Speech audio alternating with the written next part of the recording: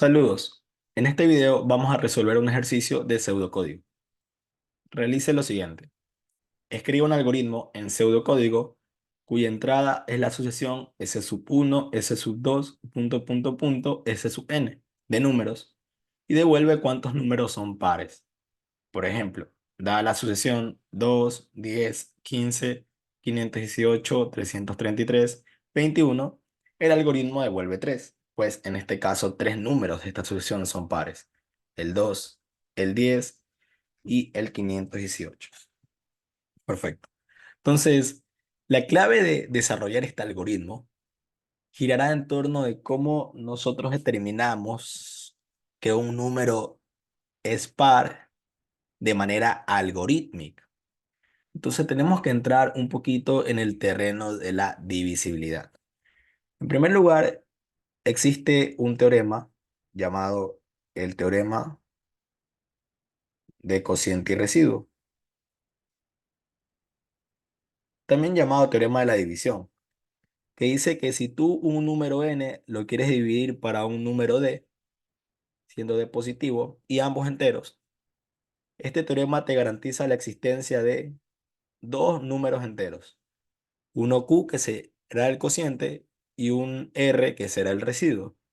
Existirá Q y R tal que N es igual a D por Q más R.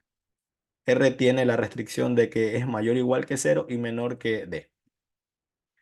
Por ejemplo, si el 10 yo lo quiero dividir para el 7, entonces existirán dos enteros, cociente y residuo. Por ejemplo, 1 y 3. Existe el 1 y el 3, tal que 10 es igual a 7 por 1 más 3. El teorema lo que te garantiza es la existencia de estos dos enteros. Y podemos ver que lo de la izquierda es igual a lo de la derecha. Bien, entonces, en términos de ser par, vamos a decir que un número es par si cuando yo lo divido para 2, en primer lugar, el teorema de cociente y residuo me va a garantizar la existencia de Q y R. Pero diremos que un número es par si este R en particular es cero. Diremos que ese número n es par. Ese número n será par si cuando lo divido para 2 existirá un q y un r igual a cero, tal que n sea igual a 2 por q. ¿Ok? Por ejemplo, el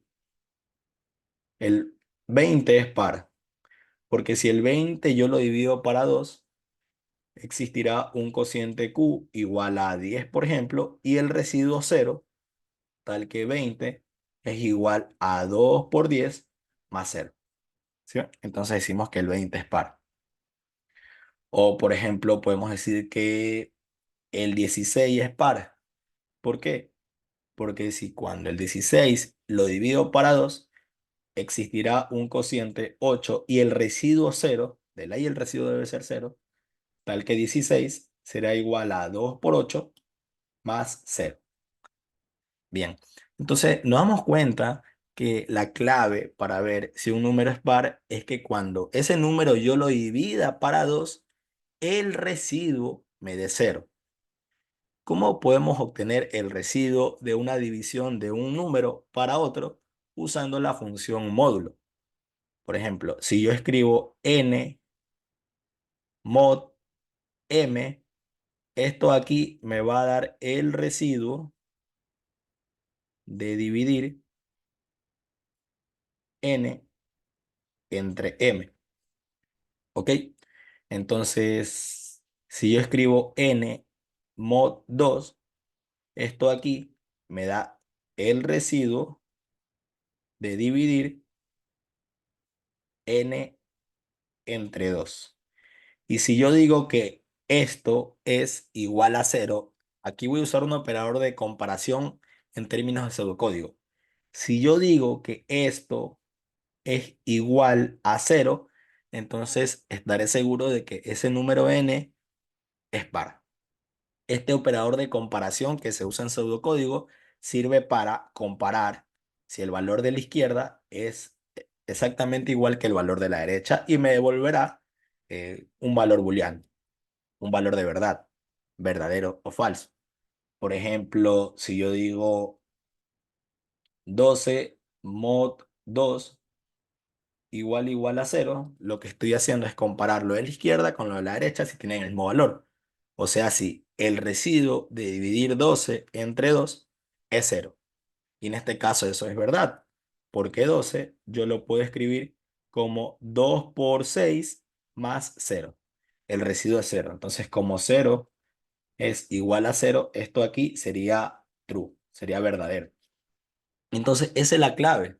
La clave para ver si un número es par en términos de pseudocódigo es que cuando yo obtenga el residuo de n entre 2, es decir, cuando yo haga la operación n mod 2, eso me dé como resultado cero. Yo estaré seguro ahí que ese número será par. Y por ejemplo, si yo hago 7 mod 2 y lo comparo con cero, esto de aquí, por ejemplo, es falso, porque podemos ver que 7 es 2 por 3 más uno. El residuo no es cero. Por lo tanto, aquí estaría comparando uno con cero y como no son iguales, eso me da falso. Bien, entonces la clave es esta. Una vez ya entendiendo la lógica detrás de esto, podemos venir a diseñar el algoritmo. Entonces veamos.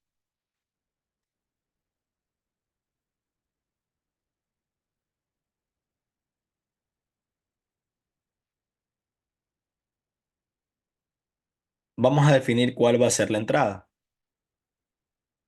La entrada de mi algoritmo va a ser la sucesión denotada como S sub n y además el número n, indicando n la cantidad de números en la sucesión.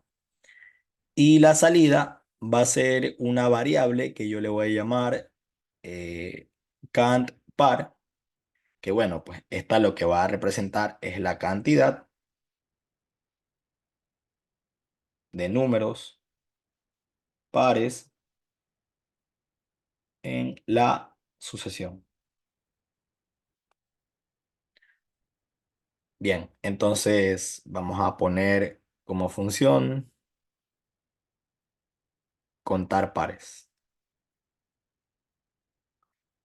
Recibe S, recibe N y aquí es donde viene el algoritmo. Lo primero que yo debo hacer es ir viendo elemento a elemento, número a número en la sucesión, si cada número es o no par. Y debería llevar el conteo de los números que son pares. Entonces primero voy a crear la variable canPar y le inicializo en cero, pues hasta el momento no he contado y por lo tanto tengo cero números pares encontrados. Pero ahora voy a recorrer número a número en la sucesión. Eso lo hacemos con un for. For i igual a 1 tu n.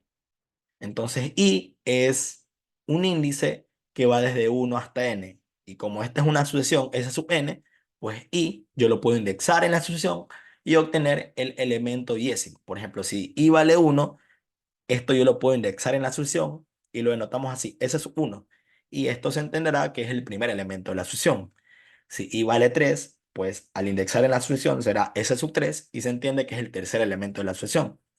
Entonces, como i recorre desde 1 hasta n, en cada iteración voy agarrando cada elemento de la sucesión, desde el primero, segundo, tercero, cuarto, quinto, hasta el enésimo. Bien, entonces, una vez que yo agarro un elemento de la sucesión, debo ver si es par o no. Si es par, pues debo contarlo, es decir, en la variable canPar, irle aumentando un 1 cada vez que yo encuentre un número par. Y si no es par, pues yo no hago nada extra. Entonces aquí me va a importar lo siguiente. Si el número S sub i es par. ¿Cómo habíamos dicho que comprobábamos si un número era par? Si S sub i mod 2 lo comparo con el cero. Aquí lo que estoy preguntando es si es par, si S sub i es par. En el caso en que esto sea verdadero, como estoy dentro de un if, pues entraré al bloque de instrucción del if y he encontrado un número par, entonces debería contarlo acá en mi variable canPar. que lleva el conteo de los números pares encontrados. Es decir, hacemos can par igual a can par más uno.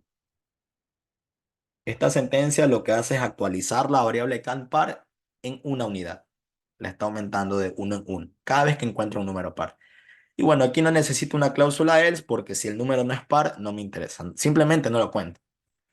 Eh, y así voy haciendo con cada elemento, desde uno hasta n. Voy contándolo.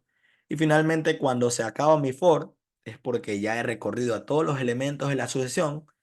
Mi variable can par ya tiene la cantidad de números pares y lo único que tengo que hacer es retornar este resultado. Retorno can par. Bien. Y así es como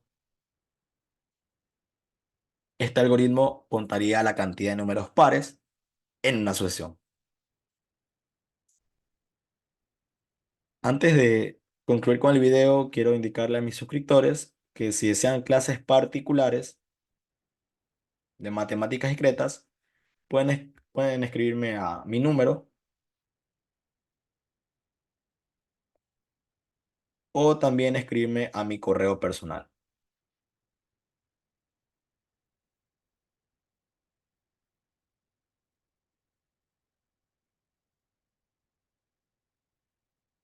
Listo. Ahora sí.